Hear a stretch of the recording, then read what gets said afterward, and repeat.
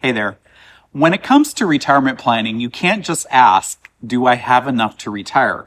You also have to ask, enough for what level of retirement? Because there's a huge difference between a retirement that's just barely covering the bills and a retirement where you can handle curveballs, say yes to the fun stuff, and actually feel fulfilled.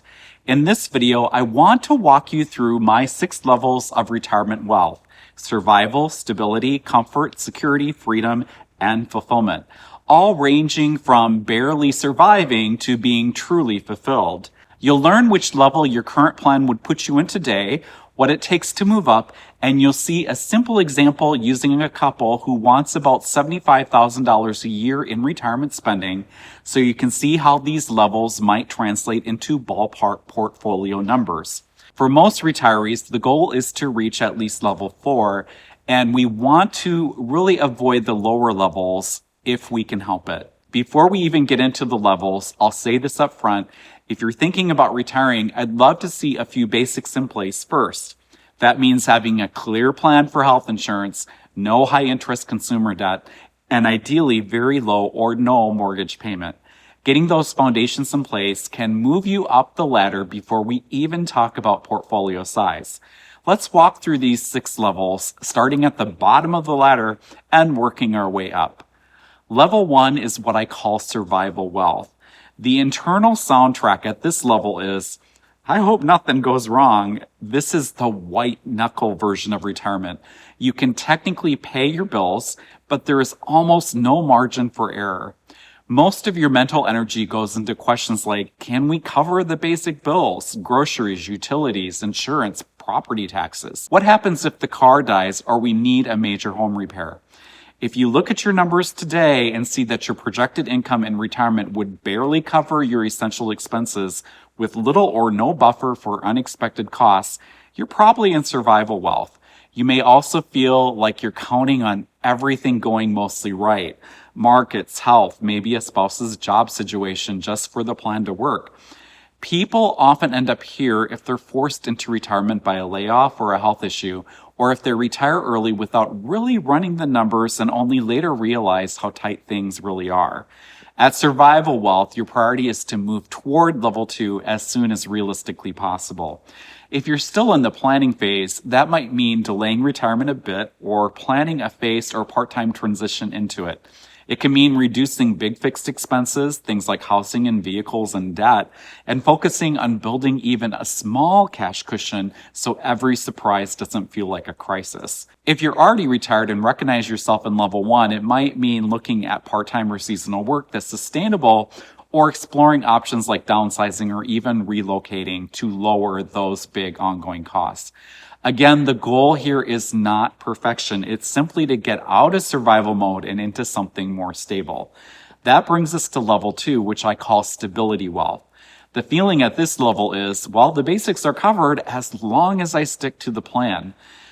You've done enough math to know that as long as you follow the plan, the essentials are taken care of. You can cover housing, food, utilities, insurance, and basic transportation. And there's probably a little room for fun, but not a ton of flexibility. At this level, you might feel okay day to day, but you're still nervous about larger surprises like medical events, big home repairs, or adult kids needing help. You might find yourself asking, can we afford this for anything that's outside of your core spending? Your plan works on paper, but it feels somewhat fragile. At stability wealth, the question moves, what would it take to move toward level 3 or ideally at least level 4? While you're still working, this might mean increasing savings, especially into taxable accounts and cash, so you've got more flexibility in retirement.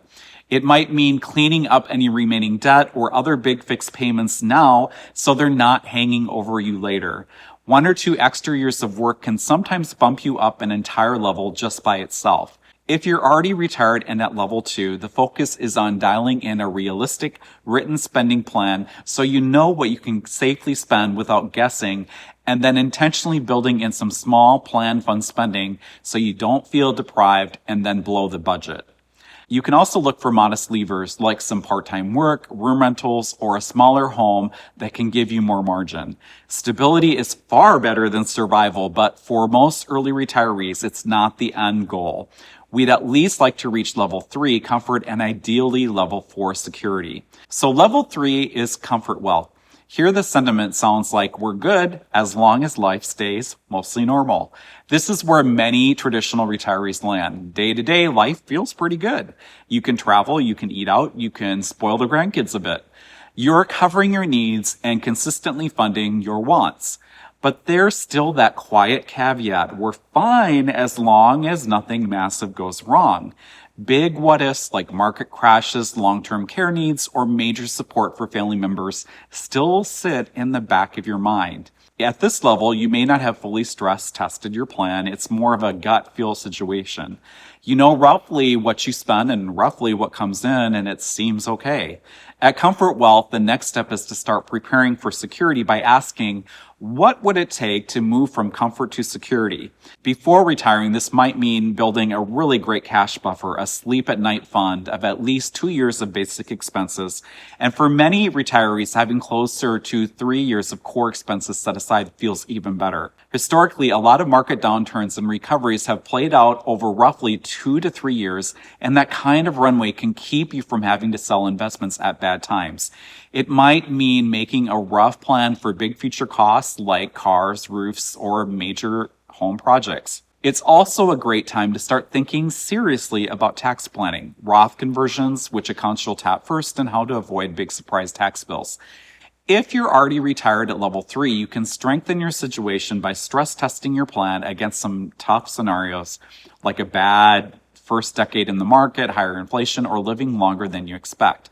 You can adjust your investment mix so you're taking an appropriate amount of risk, not too much, not too little, and clarify which discretionary expenses you'd cut first in a bad year. Just having that cut list of things you'd pause or dial back can dramatically lower anxiety because you know in advance how you'd respond if something goes sideways. For many retirees, comfort wealth is livable, but the point where you really start to relax is level 4. Level 4 is security wealth, and this is the first level I'd call an ideal target for retirement. The internal message here is we can handle curveballs. At this level, you don't just have a plan that works if everything goes fine. You have a plan that's resilient. Typically, you have multiple sources of income, Social Security, of course, when it starts, perhaps rental income, maybe a pension, withdrawals from investments, or maybe even some part-time work, but only if you enjoy it.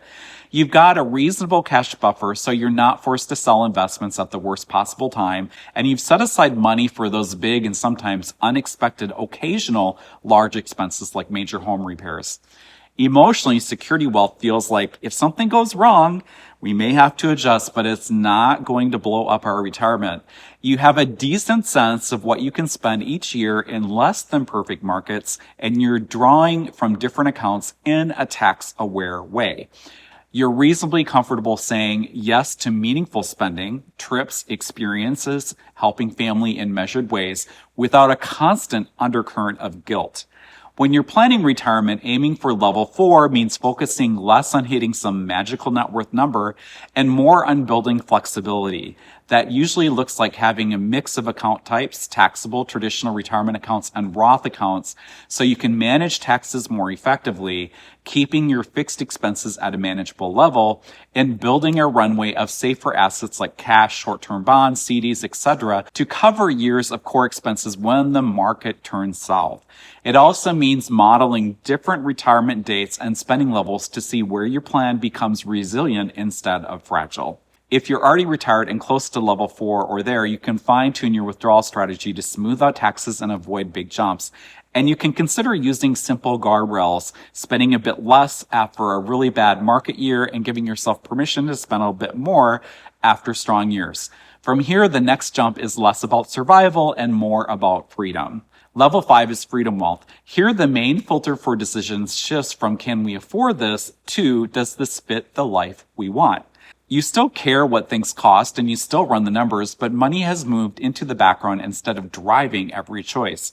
At this level, you might say yes to a bigger trip without weeks of agonizing, or choose to move somewhere that fits your lifestyle, even if it's slightly more expensive because your plan can support it. You can give to kids, grandkids, or causes you care about without constantly worrying you're undermining your own security, but you'll still check in with the plan and make sure it fits within your guardrails. Moving from security to freedom usually involves getting very clear on your enough number, deciding what you most want to say yes to, travel, time with family, hobbies, generosity, and then giving yourself permission to spend on those things once you know the plan is solid and you've built in some margin for surprises. Finally, level 6 is fulfillment wealth. The big shift here is that you're not just free to make choices that fit your life, you're pretty much free from money worry itself. As long as you're not doing anything reckless, you trust that your plan works and that you can live the retirement lifestyle you want. At fulfillment wealth, your life doesn't revolve around money at all, and you're not worried about it or really think much about it. What you're really and truly focused on instead is forming strong relationships with family and friends and a real sense of purpose through volunteering, mentoring, creative work, traveling, and enjoying life without any money worries really, because you have a steady sense of peace around your finances. At this level, your money is fully in service to your life and you're actually living the life of your dreams that your portfolio was built to support, which is really the point, right? So how do you actually use these 6 levels? The first step is to be brutally honest about where your current plan would put you. Not where you hope you are, but where you actually are once you factor in your savings, spending, debt, health insurance costs, and the retirement age you're targeting. Are you in survival, stability, comfort, security, freedom, or fulfillment? The second step to ask is, what would it take to move up just one level from where I am currently? If you're in survival, maybe that looks like trimming big fixed expenses, building a small emergency fund, and exploring some part-time income. If you're in stability, it might mean paying off debt, intentionally adding some fun spending, and strengthening your retirement income plan. If you're in comfort, it probably means building a cash buffer, stress testing your plan, and shoring up your protection against other major risks. From security to freedom, the work is clarifying what enough means for you, tightening your tax strategy, and deliberately saying yes to experiences that matter. And from freedom to fulfillment, it's about investing more in health, relationships, purpose, and contribution. The third step, especially if you're still in the pre-retirement or early retirement planning window, is to use this as a targeting system, not a report card. Now, I know some of you are probably thinking, okay, Mike, this all makes sense in theory, but what does this actually look like in dollars? Your numbers are dependent upon a lot of variables. To name a few, where you live, whether you have a pension or not, how much you want to spend based upon the lifestyle you want to have, and so forth. So there isn't a one-size-fits-all dollar range that tells you what level you're at, but based on how I've described them, you know by feel. Let me illustrate this with an example. Let's say we've got a couple who wants about $75,000 a year in retirement spending. Their house is paid off and they don't have any high interest debt. In that kind of scenario, if they only had enough saved that they need to pull well over 5% a year from their portfolio to hit that $75,000 target, that's going to feel more like level 1 or 2, survival or stability. The plan works only if everything goes right. If they've built up enough that they're in the ballpark of, say, $1.5 to $1.8 million, that might start to feel more like level 3 comfort. They can probably support that $75,000 lifestyle, but big shocks could still throw things off. If they're up closer to around $1.9 to $2.3 million or more, that's where for a lot of people it starts to feel more like level 4 or even level 5 territory. Assuming the rest of the plan is solid. At that point, their withdrawal rate is lower, the odds of the money lasting are better, and there's more room to handle curveballs and still say yes to the fun stuff. I want to reiterate what I just shared is an example and by no means hard cutoffs. So please don't get hung up on whether you're at 1.8 versus 1.9 million, for example. The point is to see how the same desired lifestyle can feel very different depending on how big a bite you have to take out of your portfolio each year to support it. And remember, there are a lot of variables, like I just mentioned, where someone with 1.5 to 1.8 million may actually be at a level 4 or above, because again, it depends on factors such as lifestyle, where you live, and so forth. And for someone else, those numbers may feel like levels 1 through 3. However, for many people looking at retirement, the aim is to avoid locking yourself into levels 1 or 2 if you can possibly avoid it, and to structure things so you retire at level 4 or higher. And finally, remember that time is a form of wealth too. Retiring a bit earlier at level 4 with more years of health and energy can be more valuable than working yourself to level 5 or 6 and having fewer healthy years to enjoy it. If this helped you see where you might land today, let me know in the comments which level you think you're at right now and which level you're aiming for before you retire. And share this video if you think it may help someone else, and click the notification bell so you don't miss my next video. This channel is dedicated to early retirement by someone that is not a financial planner but achieved it and is living it. And I'm sharing what I've learned for the sole purpose of helping others achieve and thrive in it too. In the spirit of that goal and helping others, I've got a couple of freebies to share you can download. First, I have a checklist called 12 Must-Do Steps to Retire Sooner and Smarter. It offers a quick practical guide to retiring early. You'll find a link to it in the description. Second, if you plan to be on an ACA plan for next year and you need help estimating your modified adjusted gross income, or MAGI, that your premiums are based upon, or you want to be able to closely monitor your MAGI next year so you don't lose any ACA subsidies, or you can use this also simply to estimate your taxes during the year, as it will also calculate your adjusted gross income too, and that's especially helpful if you're self-employed. Download my free MAGI calculator Excel template. There is a link to it in the description for that as well. And when you're on the go, listen to my Early Retirement Roadmap podcast, available wherever you listen to your podcasts, and go to mikeupland.com for all of my media. Well, that's all for today. Thank you so much for watching, and until next time, take care and make the most of today.